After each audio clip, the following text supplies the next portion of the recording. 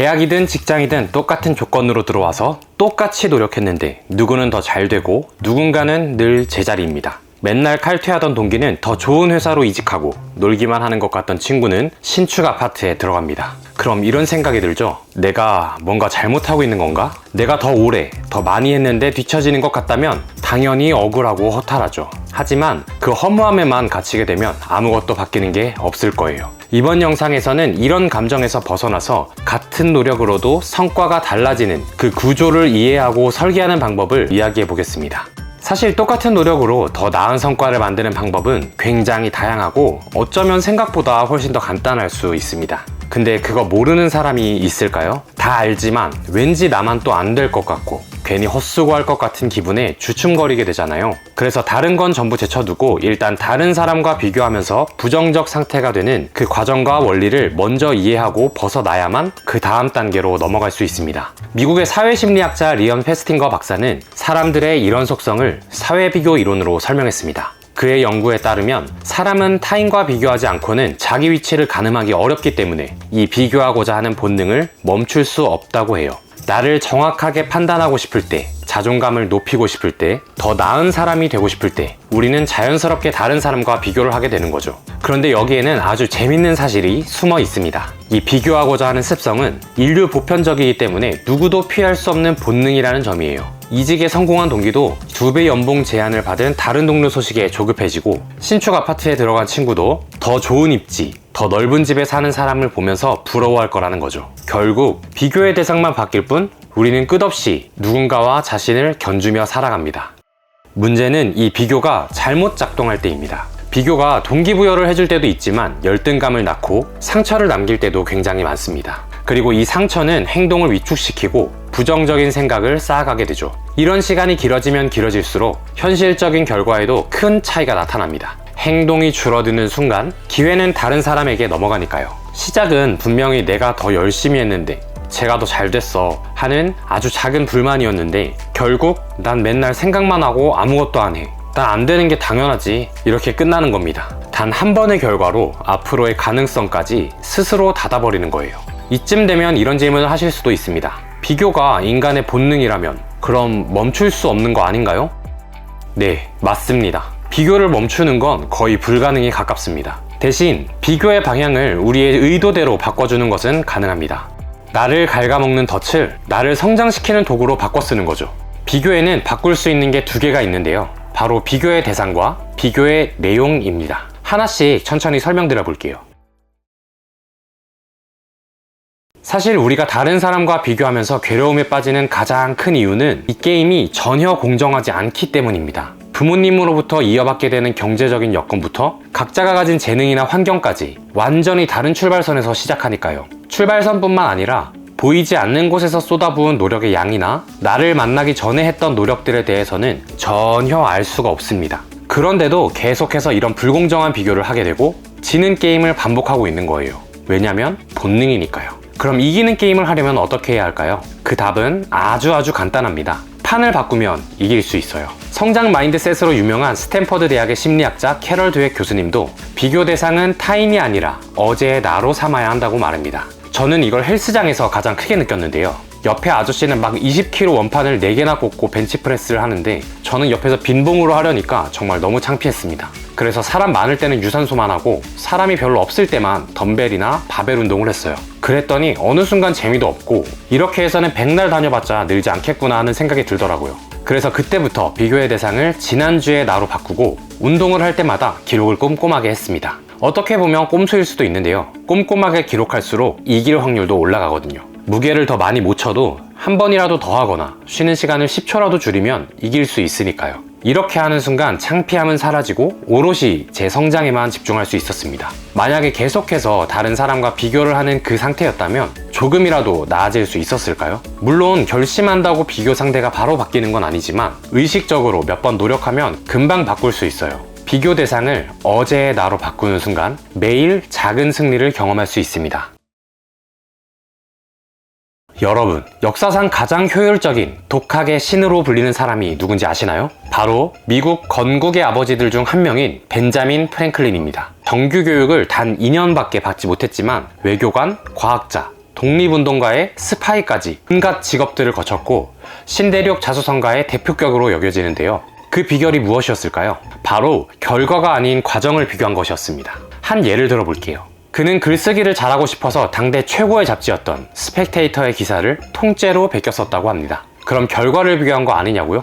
아니에요. 그냥 베끼기만 한 게 아니었기 때문입니다. 먼저 각 문단의 핵심 내용을 아주 짧게 메모했습니다. 그리고 며칠 뒤에 그 메모만 보고 자신만의 언어로 다시 글을 쓰는 거예요. 그리고 나서 자신이 쓴 글과 원본 기사를 비교했습니다. 작가가 어떤 생각의 흐름으로 글을 작성했는지, 왜 이런 구조여야 했는지, 그리고 왜 꼭 그 단어를 써야만 했는지 하나하나 역으로 추적한 거라고 볼 수 있습니다. 그냥 따라하는 게 아닌 거죠. 이 방법은 지금도 꽤나 유용하게 사용할 수 있습니다. 동료 중에 일 잘하기로 소문난 사람들 있잖아요. 그 사람들이 어떻게 일하는지 진짜 면밀히 살펴보는 거예요.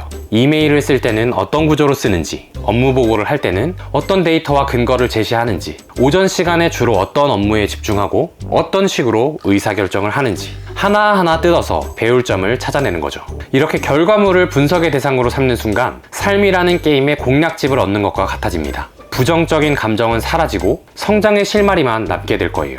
자, 그럼 이 실마리를 어떻게 붙잡아야 할까요? 어제의 나보다 성장했는지, 과정을 제대로 분석하고 있는지 알려면 어떤 것이 필요할까요? 바로 명확한 기준, 즉 선명한 목표입니다. 이것이 바로 같은 노력으로 더 큰 성과를 만드는 핵심 요소입니다. 지금부터 그 선명한 목표를 설정하는 구체적인 방법을 이야기해 볼게요.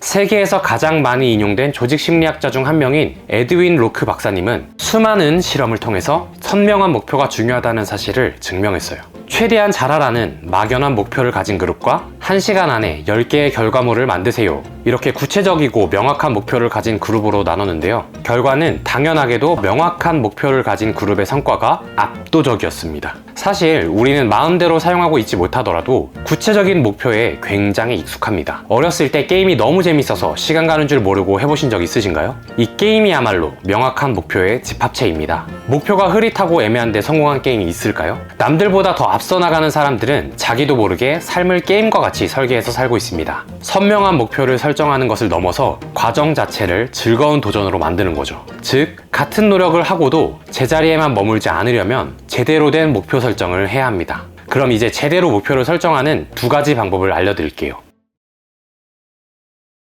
일단 게임의 승리 규칙을 명확하게 하는 것이 중요합니다. 살 빼야지, 책 읽어야지, 코딩 공부해야지 이렇게 모호하게 목표를 세우면 계속 생각만 하게 되거든요.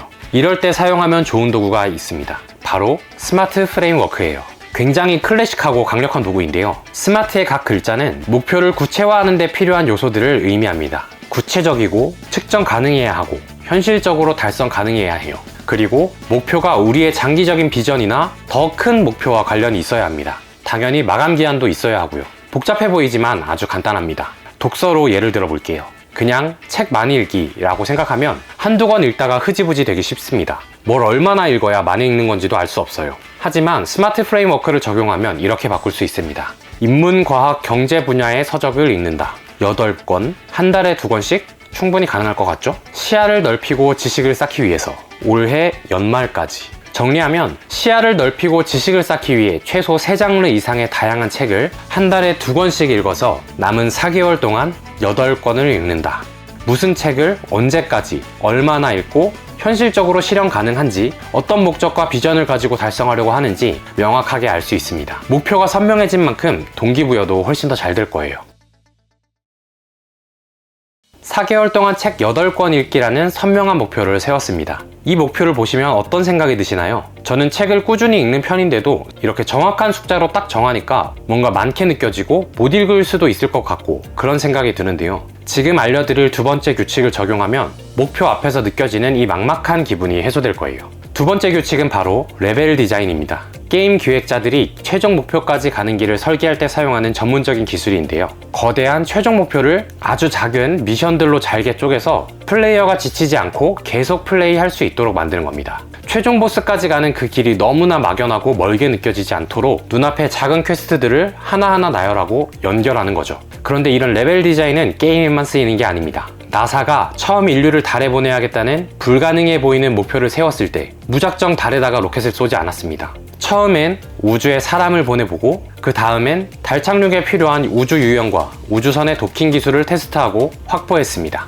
그리고 나서야 달 착륙이라는 최종 보스를 클리어한 거예요. 우리도 나사가 했듯이 똑같이 레벨 디자인을 할 수 있습니다. 4개월 동안 8건, 이 최종 목표를 달성하기까지 우리가 거쳐야 하는 그 과정들을 작은 프로젝트들로 쪼개고 계획하는 거예요. 읽고 싶은 책을 리스트업하고 리스트업한 책을 2주에 한 권씩 분배하고 첫 번째로 읽을 책의 페이지 수를 확인하고 하루에 몇 페이지를 읽을지 계산하고 매일 정해진 페이지만큼 읽는 거죠. 이렇게 레벨 디자인을 통해서 목표를 작게 쪼개면 이룰 수 없을 것 같은 목표에 압도되지 않고 계속해서 해낼 수 있습니다. 오늘 영상의 핵심을 다시 정리해보면 같은 노력으로 더 좋은 성과를 만들기 위해서는 어제의 나를 기준으로 불필요한 좌절감에서 벗어나야 합니다. 그리고 명확한 목표를 세우고 달성까지 거치는 과정들을 지표로 삼는다면 막연한 노력이 아닌 눈에 보이는 성장을 만들어낼 수 있을 거예요. 사실 오늘 드린 이야기는 어떻게 보면 제 이야기이기도 합니다. 어렸을 때부터 어른들이 그러잖아요. 성실하기만 하면 성공한다고. 저는 그걸 곧이곧대로 믿었거든요. 그래서 저는 늘 시간을 갈아 넣으면서 일을 했는데 성실함과 노력만이 답은 아니었습니다. 저는 이걸 언제 알았냐면요. 굉장히 일을 잘하는 선배가 있었는데 도대체 어떻게 하는 건가 싶어서 선배를 유심히 관찰했습니다. 완전히 달랐어요. 저는 출근하자마자 이메일 처리하고 눈앞에 닥친 일만 하다가 시간을 다 보냈는데 선배는 가만히 앉아서 우선순위를 정리하고 계획을 짜더라고요. 업무의 큰 그림을 먼저 그려두고 어떻게 완성할지 하나하나 맞춰가니까 저처럼 헤매는 시간도 없고 다른 사람들에게 휘둘리지도 않으면서 성과를 낼 수 있었던 거예요. 그때 깨달았습니다.